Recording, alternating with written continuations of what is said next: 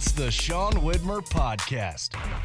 It's a journal by someone that just really doesn't like to write.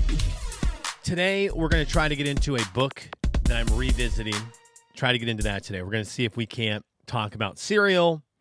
I would love to talk about a phrase that I like, that I need to know if I can use. And my day on Monday was insane. Thank you for tuning into the podcast. I appreciate that. For those who are watching it on YouTube, thanks for that. I'm so happy we're on YouTube, so you can now see in my eyes how tired I am after a weekend of kids. I think it's a mix of the sickness that I've got and tired, so it's just a killer combo of bloodshot eyes. Anyways, let's get into my Monday. I really am not handy in any way, and I wish I was kind of. I just don't have interest in it. I don't have interest in fixing things.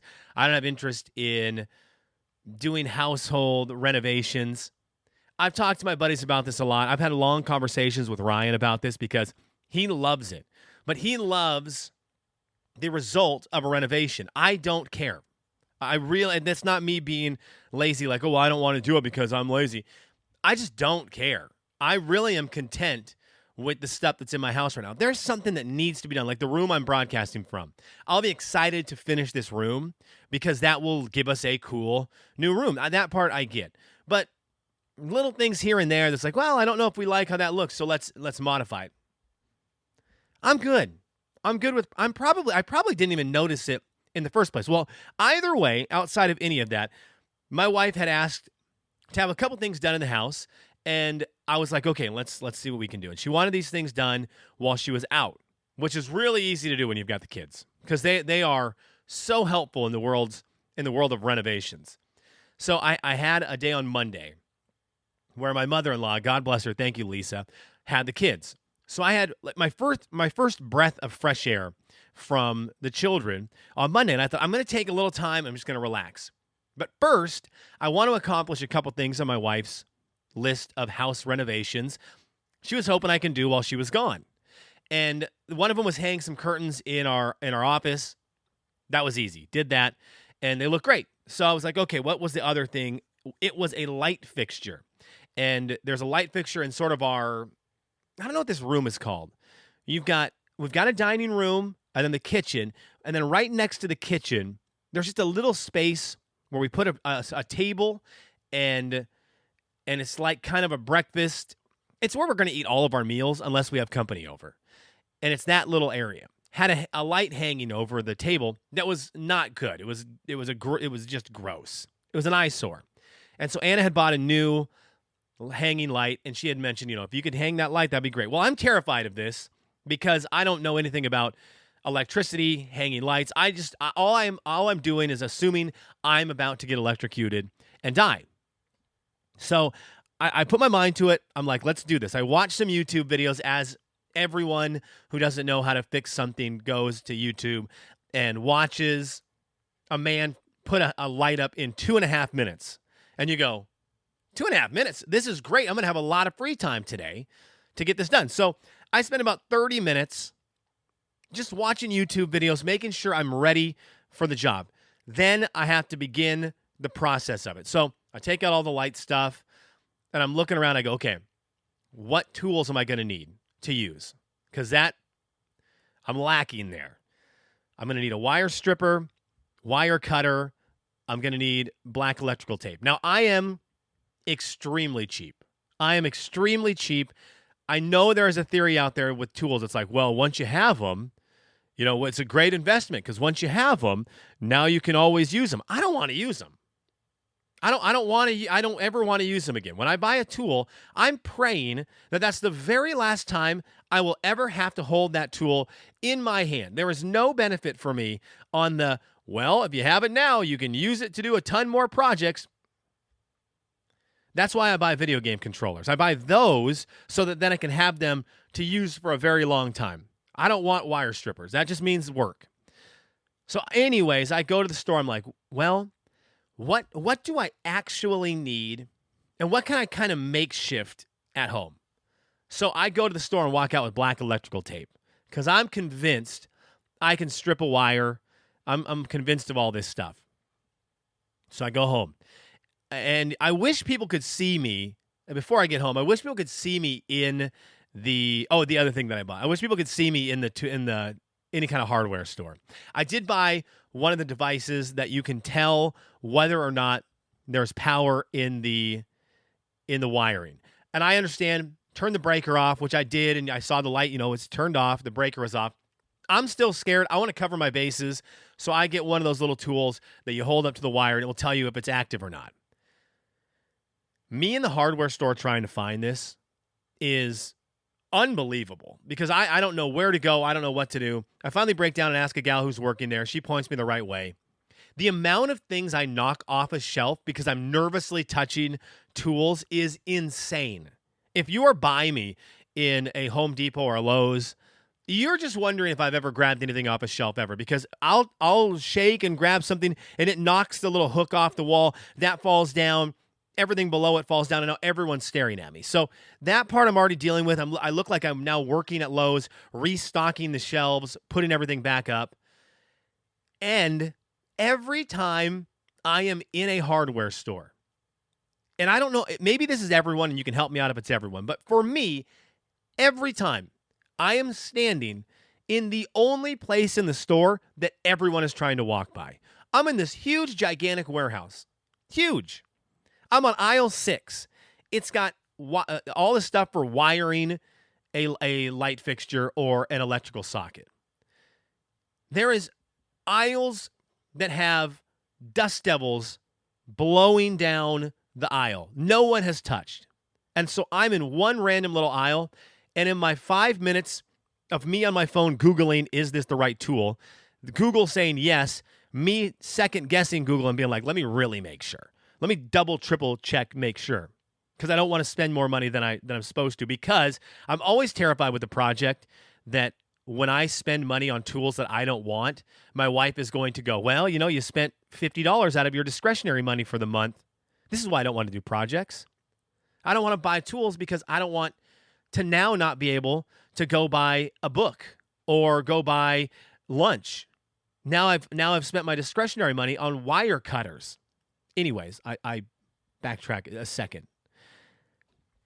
I'm in this aisle, and I'm sitting there Googling, and every 2 seconds, someone with a huge cart that is holding enough lumber to make a log cabin is, oh, sorry. I'm like, it becomes the most busy aisle in the world. So I actually went to the aisle next to me to do my Googling and my research for what I need because no one had been in that aisle. The second I start looking at my phone, every single guy with a tool belt is just plowing into me. Oh, sorry. I'm a magnet for the hardworking guys and gals who are shopping there so they can watch me Google, does this device work to find out if there's electricity coming through a wire? So I leave with this little device that can tell if you got the electricity. I leave with black electrical tape. I'm convinced I can strip a wire. I couldn't strip a wire. So I get home, I make the measurements for how long I want this light fixture hanging from the ceiling. We get that kind of ironed out, and I begin to attempt to strip the wire, and I'm realizing, you know what? I failed the first time, and I didn't want to fail too much because I didn't know how much leeway I had on this wire now. I can't keep cutting off an inch at a time because next thing you know, this thing that's supposed to hang 3 feet from the ceiling is now going to be 1.5 feet. So I'm like, dang it, I got to go back to the hardware store and get this dang wire stripper. So I do. Go back. Now it's another 30 minutes. I've now been on this project, 30 minutes on YouTube, 30-minute run to the hardware store the first time, home, another 30-minute run. So now I'm an hour and a half into this project. And finally get home. I have the tools that I think I need. Let's go. Begin to hang this light fixture. And Ryan Ferguson, God bless you. Kenny Beefus, God bless you. They're really good at home renovations, so I'm calling them and asking for advice and showing them what I'm working with, and they get to hear me just absolutely screaming at my home, screaming bloody murder at how much I hate this light fixture, how I want to just burn the entire house to the ground because I'm struggling with trying to get some of the wires threaded. Finally, I get to the point where I'm holding the light fixture up. It's not light. I'm holding it up to the ceiling. I'm trying to screw stuff in. I'm trying to thread wires up through this light fixture mechanism at the top so that they're all covered. And then I'm trying to tie them off, and I'm terrified the whole time I'm going to do something wrong. The wiring is going to light my house on fire. That's all I'm thinking of the whole time. I'm just terrified. I'm dripping sweat, and now it's taken me another hour. This guy had a YouTube video that lasted 2 minutes, 30 seconds. I'm an hour into hanging this light fixture because I keep screwing up on where these wires go. I keep wiring them incorrectly. I'll get to a step, I'm like, I forgot to put this little nut. I forgot to tighten this one little nut, not even thinking about it, and I needed to do that earlier. Now I have to take the whole unit down, feed the wires back through it, and start again. My arm is tired from holding this thing against the ceiling. Finally, I get done with it. I look at my phone. My entire day that I was excited to just hang out is gone. It's gone. It's now time to go pick up the kids. And I turn the light. I go back downstairs, turn the breakers on, turn the light on. It works. So thankful. Run upstairs, take a picture of the light, send it to my wife. I go, look at this. You've got your light for when you get home. Oh, I don't know that that's the right color. Isn't that one a little dark? Nope. That light will be in our house until the end of freaking time. That light is going absolutely nowhere. It is staying for all eternity. If we move houses, I'm ripping that light off the ceiling and taking it with us. We will never be getting rid of that light fixture. And my wife was really sweet about it because she could tell I was very frustrated because I'm not good at these. So she was very nice about how she kid gloved me through. Hey, they might have sent the wrong one. Sorry about that. And I was just like, oh my gosh. So I got it up. It might be the wrong one, but we have a light fixture up now. If you want to come over and have some lunch with me, we can sit under this amazing light that hopefully is going to revolutionize the entire vibe of our house. I'm assuming now like we're going to be in a great spot because of this light. But shout out to my wife for being very gentle. What I would recommend though for wives out there who have husbands like me who are not good at house projects, when we are celebrating the simple task of changing out a light fixture that a normal guy does in 2 minutes, 30 seconds on YouTube, and it's the wrong one, highly recommend just responding with, that is amazing. And then send us out one day to go play basketball, maybe take the kids out to the amusement park or somewhere that's going to take a while. And while we're gone, have a professional come and change out the light fixture. I'm going to tell you this. I will never know because I never look at the lights.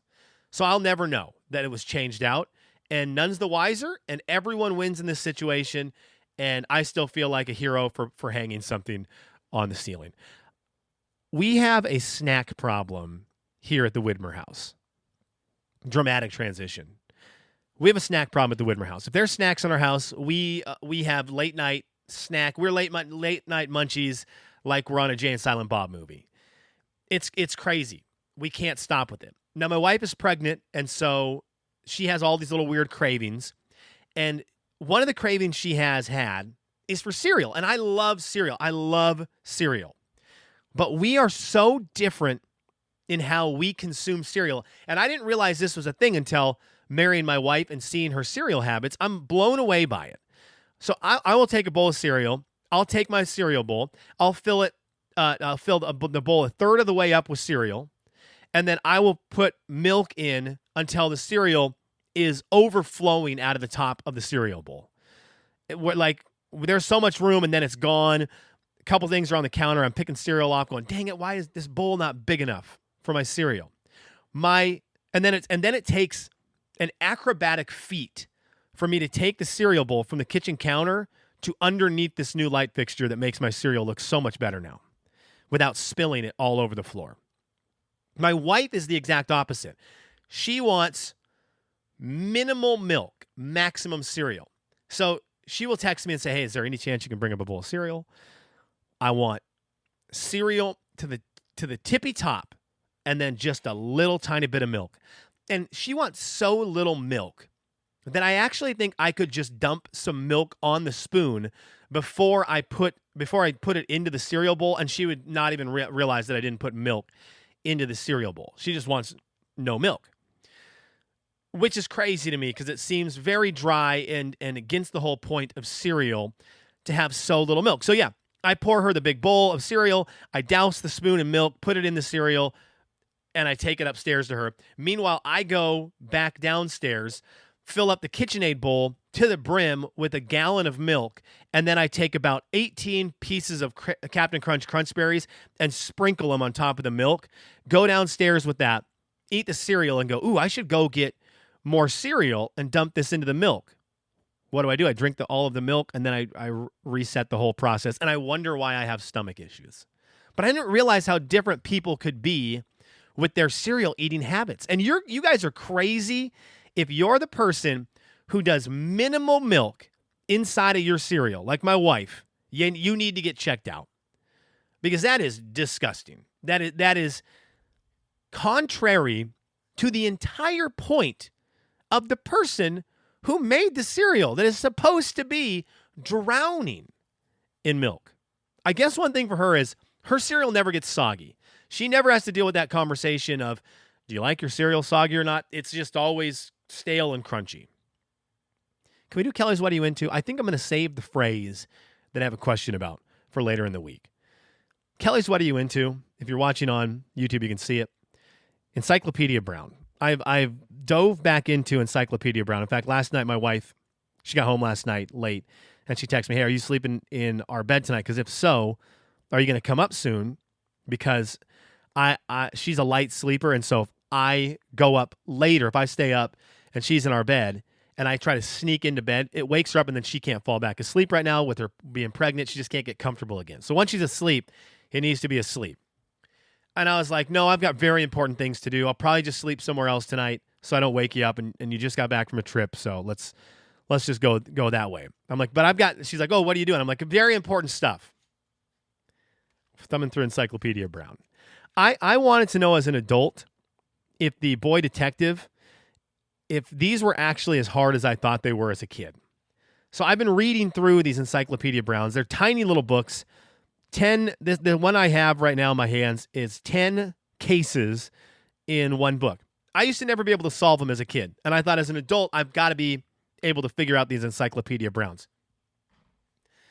I'm sorry, but Donald Sobol needed someone to slap him upside the head with what he's trying to pull here with these Encyclopedia Brown books. I read the first one, and you're like, the case of the missing lollipops, of the stolen lollipops, the stolen candy, penny candies. And so you read through it, and you're trying to figure out the pieces, and sure enough, little Ronnie has got sticky hands the whole book, or the whole mystery. You keep asking him, like, hey, Sticky Ronnie, were you around the penny candy shop yesterday? And he's like, I don't remember. He's got no alibi. He's got sticky hands. They'll tell you, like, Sticky Ronnie is notorious for stealing things from people at school. Everything points to Sticky Ronnie. So you finish it, and it's like, do you know who stole the penny candy? You're like, yeah, Sticky Ronnie. Duh. Got it. 1 for 1. You go to the back, and they're like, no, it was Jessica.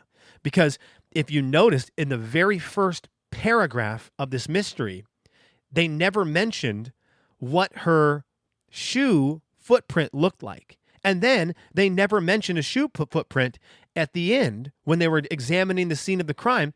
So obviously it was Jessica. And you're like, what? So then you go to chapter 2. Now you're reading the whole thing, the whole mystery differently because I'm desperately trying to solve it. So you go through and it's like the murder of neighbor Nellie. And you're like, okay, the murder of neighbor Nellie. And Encyclopedia Brown walks into a room and there's Hank. And Hank's got a 3-foot-long saber in his hand that's got neighbor Nellie's blood all over it. And you're like, okay, I just got duped out last one. So it's obviously not Hank who's holding the murder weapon. And so you're reading around, you're like, oh, Dylan. Dylan in the first paragraph, it said Dylan's heart skipped a beat when he heard about the murder, and the guy got stabbed in the heart. So obviously it's Dylan. So he skipped to the end, and they're like, it's Hank, you idiot. He's got the murder weapon in his hands. You're like, I don't know, man. Donald Sobel, I don't know what you're doing, but you're inconsistent, and these books are freaking impossible to figure out. So I'm 0 for 2 on Encyclopedia Brown as an adult. Coming up later today, I get to read The Case of Mirko's Grandson. Very excited about that. Very excited. The final question on this one is why. So I've got to find out motive. That'll give me something to do tonight while I drink my bowl of cereal. Thank you for listening today. We always do the comments at the end of the episode. There's 2 comments today. You can either go to seanslife.com and you can comment there about whatever you want. Comments about the podcast, how much you disliked it, how much you liked it, questions, shout-outs, whatever it might be. You can also do that if you go to Spotify. If you're a Spotify listener and you go to the exact episode you're listening to, there's a question and answer segment. You can do the same thing there. 2 comments. Ian had a comment about Death Stranding. Ian, I didn't call you. I called Dalton. But this will be better on a comment. My kids won't interrupt him. Death Stranding. We had this discussion a few years ago with, I believe it was Jay Dizzle, and it was live on my Twitch stream. He says you won't like the game, and you didn't pursue it further. I'm of the opinion that the visuals you'll absolutely love. Music, hit or miss. The story, once you pass the tutorial area, I'm beyond sure you'll get hooked, especially after meeting Higgs, who's the main antagonist, rival, but not the BBEG. It's got Metal Gear mechanics and even some jump scares. The gameplay can be repetitive, but we are JRPG fans, so non-issues there.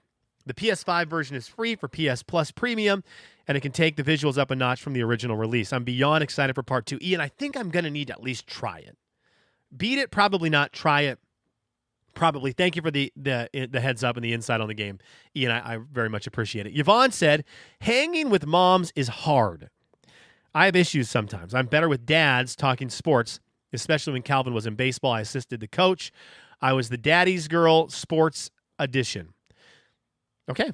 I mean, look, I did get a little more gossip from the moms than from the dads, which I felt kind of like a hero when I could tell my wife last night, like, hey, did you hear what so-and-so is doing at school? She was like, how did you know that? And I felt very in the know.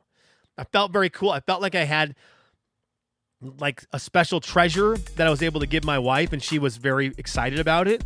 And so it brushed over the fact that I broke a lamp in the office when I was hanging the curtains that she hasn't noticed yet.